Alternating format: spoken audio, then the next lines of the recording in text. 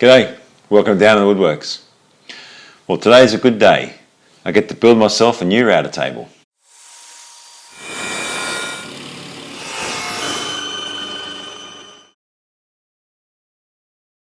First, I cut down some old aluminium angle I had so I could fix it onto the side of one of the wings on my table saw.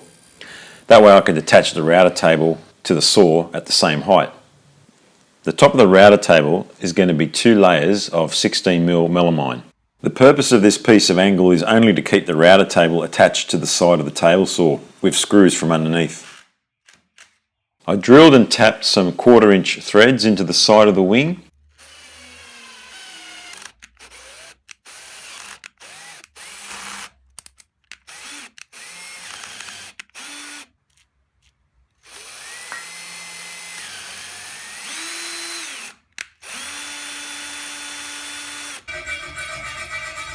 And elongated the holes in the angle so I could make micro adjustments to the height.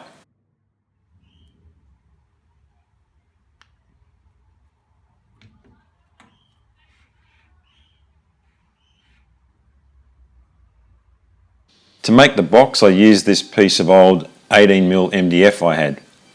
I first ripped off one of the dodgy edges and then ripped it to final width and then cross-cut the 2 sides and the back to length. I just used simple glued and screwed butt joints to join the pieces together.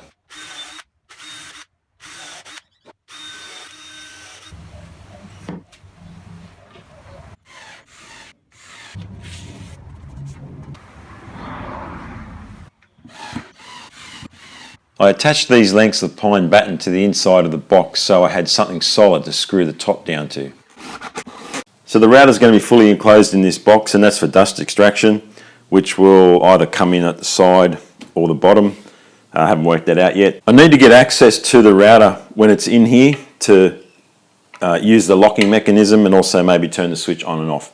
And the way I had it on my old router table was basically that this panel is directly off the old one, and I had this door in it and I could just put my hand in there and reach the control. So what I want to do is reuse this panel.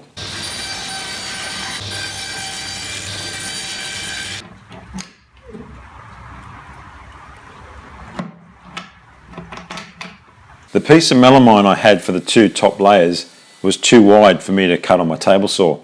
So I just cut it on the bench using my cross-cut guide and my circular saw. To prevent chip out when cutting melamine, I usually make a shallow score cut first, then adjust the blade to cut through the rest of the sheet. The router is going to be removable through the top of the table, so I needed to cut an access hole for it. To cut the hole in each layer, I used my circular saw with the cross-cut guide and just loosened the height adjustment screw so I could plunge the saw into the top.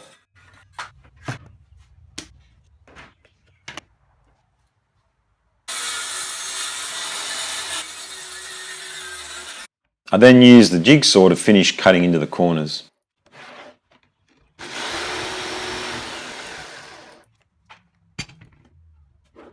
Using 2 different sized Forstner bits, I created some relief holes in the back edge of the top so it would sit flush against the table saw. I marked the position of the box on the underside of the top and drilled holes for the screws to fix the top down. With the top back in place, I used the same holes to make a mark on the top edge of the box and then drilled a pilot hole at each location. Then I used my all-time favourite countersink tool to countersink the screw holes on the top surface of the table.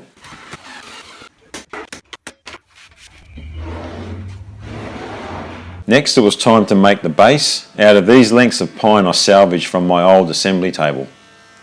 First, I flattened and squared up 2 adjacent faces on each piece with the jointer.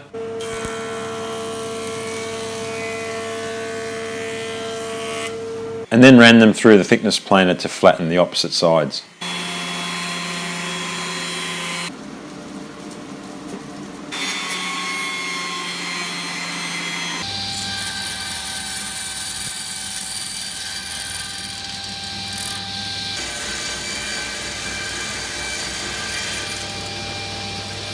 So I've got the pieces that are going to make up the stand basically laid out.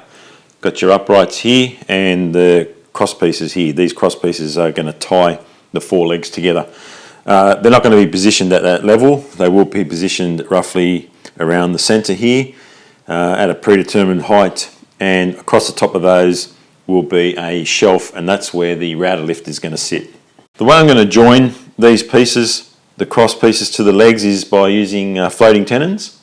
I've never done floating tenons before and I really wanted to give it a go, and I got a brand new spiral bit for my router. The way I'm going to cut those mortises is using this thing here, which is my mortising jig that I made for the router. I made that a little while ago. I'll leave a link to that video at the end of this video. Now, to make the process go a whole lot quicker and simpler, these cross pieces are going to be mounted flush with the outside of the legs on this side and on this side. It's only shop furniture, so I'm not really concerned about, how it looks. If it was a real piece of furniture, I'd probably leave a small reveal, something like that. As long as I keep one of those fences as a reference, and I always make sure that that fence is against the outside edges of all these pieces, then the distance of the mortise on each of these will be exactly the same, and hopefully they should all line up.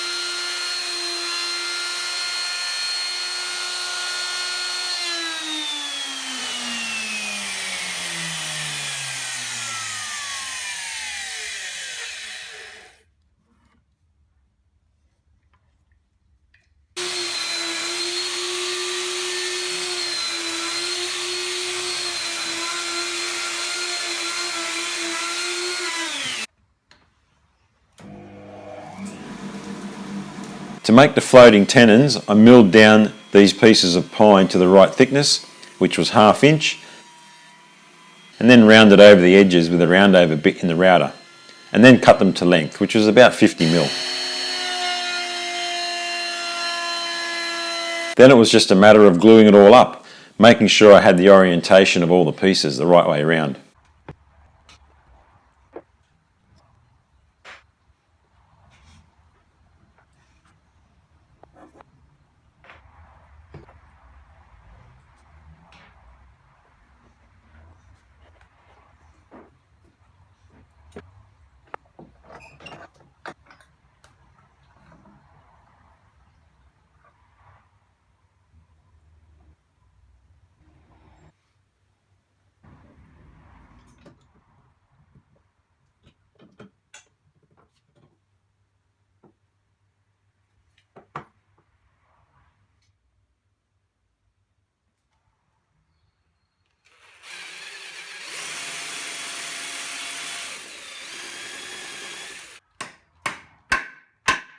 After the base had set, I installed T-nuts on the bottom of each leg for these adjustable feet that I made. To tie the top of the base together, I screwed down a piece of ply and then fixed the top half of the table to the base.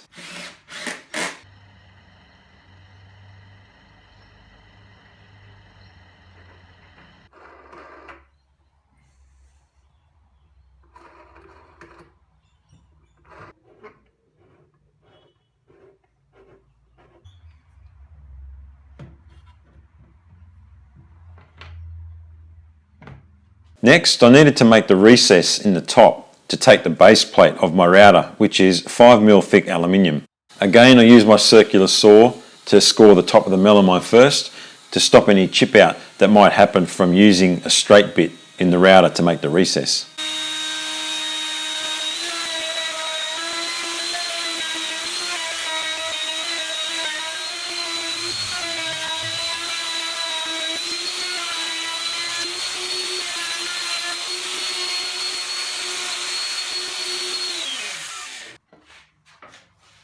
The router gets fixed down to the table with countersunk screws through these holes in each corner of the base plate. These T-nuts are for those screws, and because this is melamine, I cut off the little prongs on the T-nuts and used some small screws instead to keep them in place.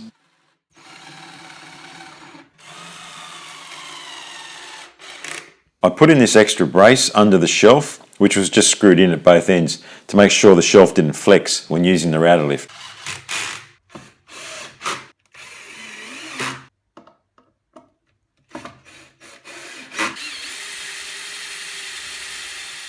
I finally decided where I wanted the dust extraction, so I used the jigsaw to cut out a hole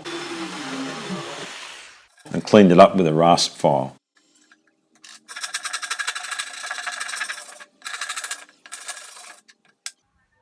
Time to give it a paint job, but I'm sure you don't want to watch me do that. To get the router lift to actually lift the router, I cut a 50mm hole in the bottom of the box.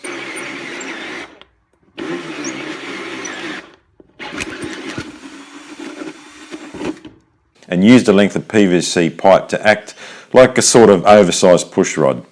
When lowering it, the internal plunge springs in the router push the pipe back down. Well, I'm really pleased I finally got that done. It's good to have a router table back in the workshop. Just a couple of little things that need to be done to it. Got to build another blast gate so I can connect the dust extraction, but I won't be doing a video of that. I've already covered making blast gates twice before in my videos, so yeah, I won't be videoing that. And I just got to put a switch on the side. Not very exciting, so probably won't video that either. I do plan on making a fence for the router table.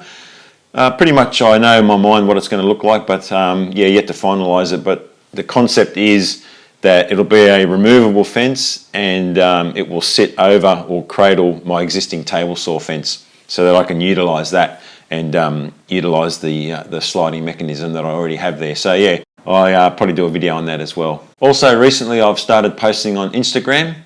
Because it's now about 2 to 3 weeks average between videos, I thought it'd be great if I could, you know, just connect with you guys in between that time. So I thought posting on Instagram might be a great thing to do. So go and check that out. It's just Down Under Woodworks on Instagram, and yeah, hopefully you'll follow along and you can see what I'm up to in between videos.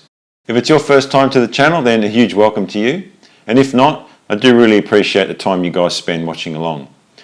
If you haven't done so already, please consider subscribing to the channel just to show your support and also so you don't miss out on any future videos. But in the meantime, you guys all have a great day.